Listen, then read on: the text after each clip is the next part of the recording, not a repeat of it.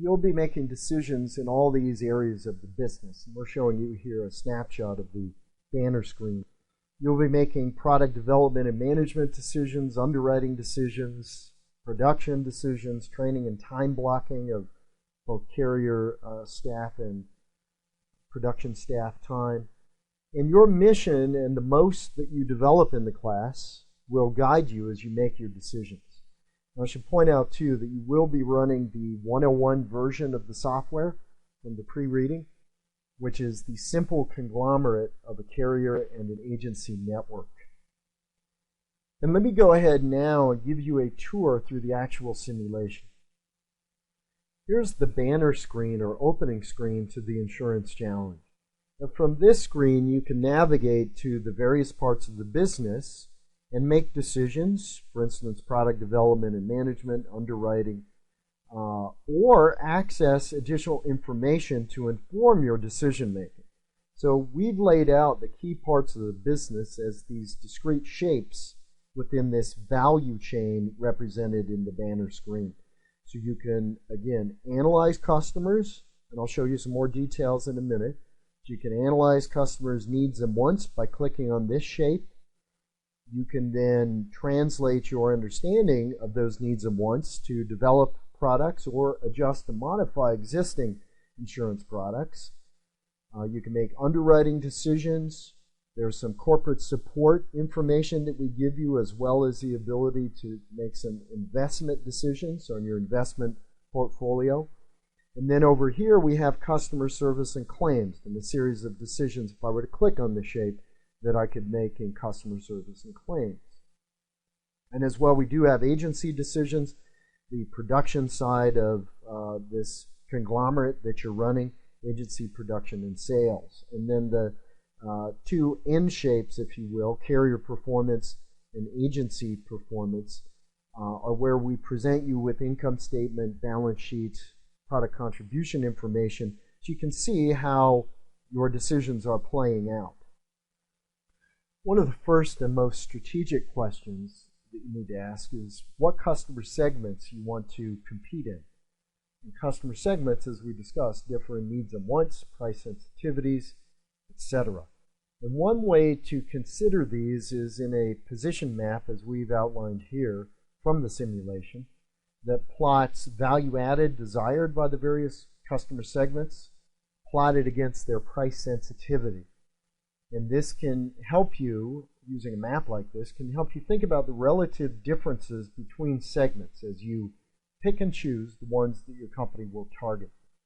And there will also be, I should mention, a limited number of new product launches that you can do each year. You won't be able to launch 100 new products at once.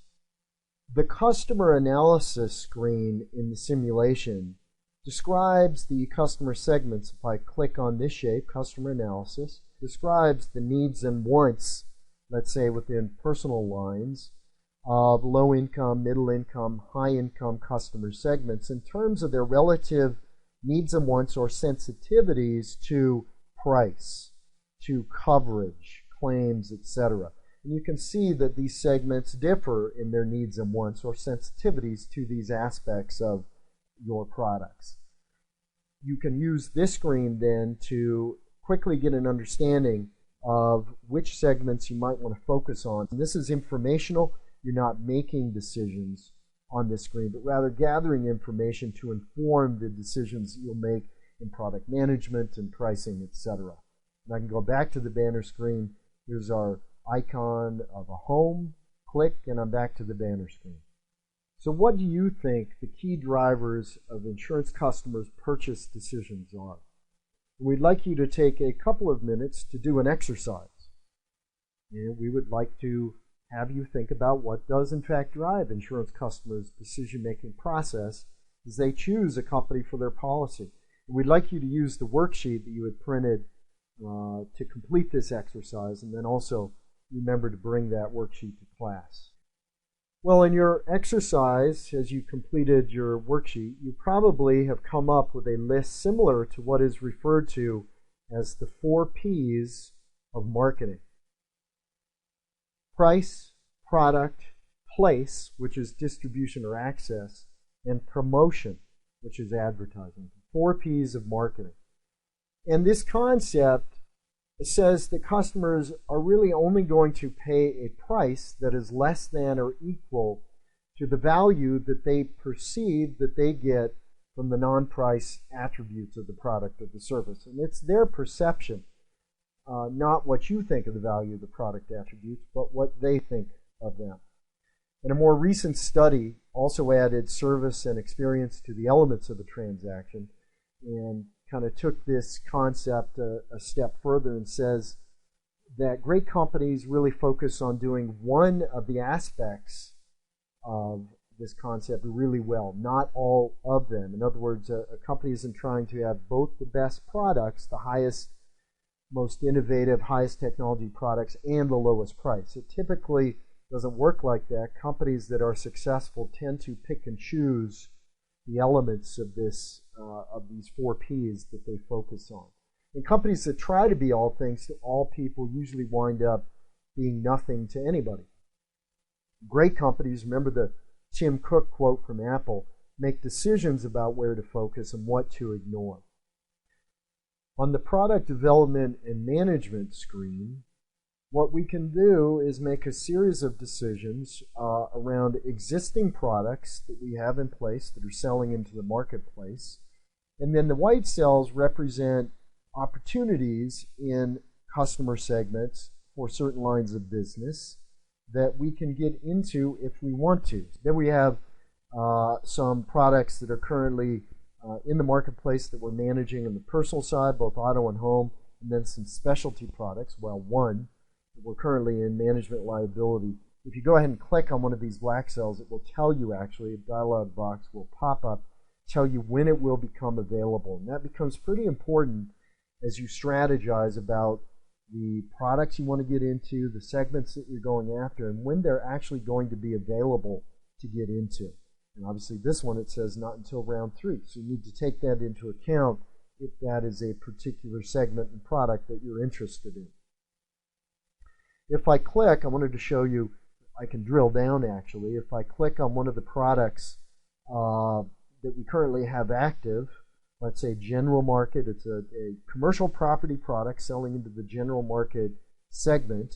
If I click on that cell, it pulls up now a screen in which I can actually make some decisions very specific to this commercial property product in the general market customer segment.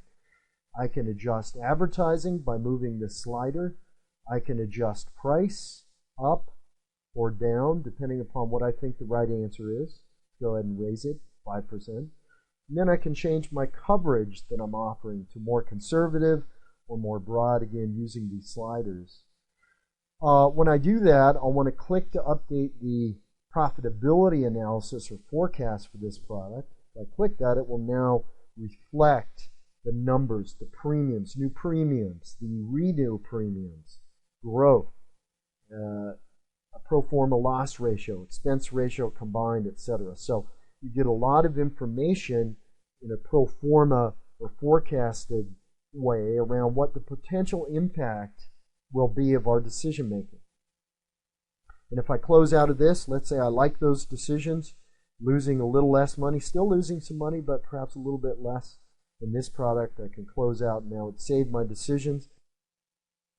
Now if I click on the underwriting part of the business here on the value chain or banner screen of the insurance challenge, within the software I had shown you the sliders that we use to adjust pricing and coverage, but as well some of these we enter numeric values, and those cells will be white cells with bolded fonts. So here we have carrier underwriting activities that we can make some decisions in a couple of areas here around the marketing time block or percent of time that underwriters will spend on marketing versus renew business. And then the other cells are self-filling. So the cells that aren't white and bolded are ones that are self-filling, self-populating, depending upon the decisions that we are making in this company. So for example, if I decided that I wanted to increase the percent of time in marketing that underwriters are spending, all I would have to do is type in a number, let's say 25%, and I've now changed the mix of time that they're spending. Now, one of the other things I did want to point out before I move on is that you've seen me on some of the other screens perhaps, as I hover over a cell that's got a red triangle in the corner, pop-up help or comments are accessible that will tell me more about that particular line. So for marketing, if I hover over it, it tells me this is in a little more detail about what this means that you're spending 25% of your time. So I just wanted to point that out as you go through the simulation.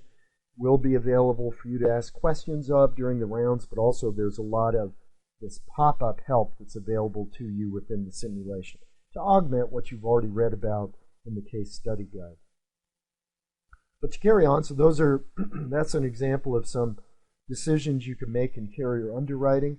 We give you some numbers around the projected performance, hit ratios, etc. And then down here some commissions that you can adjust that you pay on lines of business to the agency. Remember that agency is an independent agency. So in this case, I can change the commissions if I wanted to. And again, I would just simply enter the number that I thought made sense for commissions. And in this case over here, I'll show you another way that we have in the simulation of making decisions. This is reinsurance, and perhaps on a certain line of business, I feel that I don't need reinsurance. And maybe on another line, I decide that I want either a quota share reinsurance that I want to do or an excess of loss. So I can choose some reinsurance options that I think best fit my projection of what might happen in the future. In the corporate support part of the business, the top part of our value chain, if I were to click on this, I can drill down to a few decisions that I can make around my investment approach, and there's some pop-up help to help me understand the aspects of that. I can set my, on a scale of 1 to 10, I can set my approach of how I want to manage the investments that I'm making, my invested assets. And as well, in the bottom right part of the screen here, competency development. This is at the carrier level in specific customer segments. I can click a radio button, another way I can make decisions in the software, to train, to build a skill at the end of the year, EOY, end of year, in working with a particular segment of the market. In this case, general market. If I do training, I raise my skill, which had been declining between now and the end of the year. It's projected to decline to a 4.6. I can spend some money. You see the budget that's being spent as I make these training choices. But I come up with a better skill level. So again, this is an aspect of choosing the segments that matter to your business and really aligning the operations and decisions that you make in the company to those directions that you've set. And then we also give you some operating metrics and ratios and numbers to help you understand at a pro forma level, again, how things are playing out based on your decisions. Profitability, metrics, capital, policy gain, etc. And I can go back to the screen, the banner screen, clicking on the home button. Okay, on the agency side of the business, again, you're also running a set of independent agencies in which you can make a series of decisions, production decisions. If I click on this part, the agency part of the banner screen, the value chain, I come up with a series of decisions that I can make for the quote-unquote average agency, which is then replicated 1,000 times so that you have a network of independent agents large enough to support the carrier.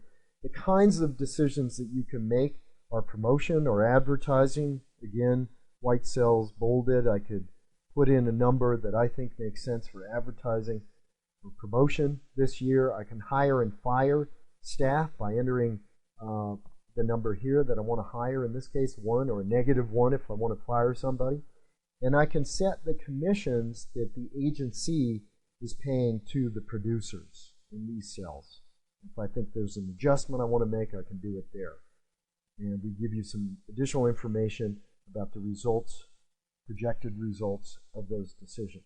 I want to just point out too that you are running the 101 version of the Insurance Challenge, which is a simple conglomerate of an agency and carrier. At any point in time, you can access Proforma estimated financial statements based on the decisions that you've made so far. And I should mention that when you start out with your company, all of the competing teams have the same condition. That is, they're running different companies, but they all look the same. They have the same profit levels, they're in the same market, same pricing, and it's what the competing teams do from that point forward that begins to make a difference.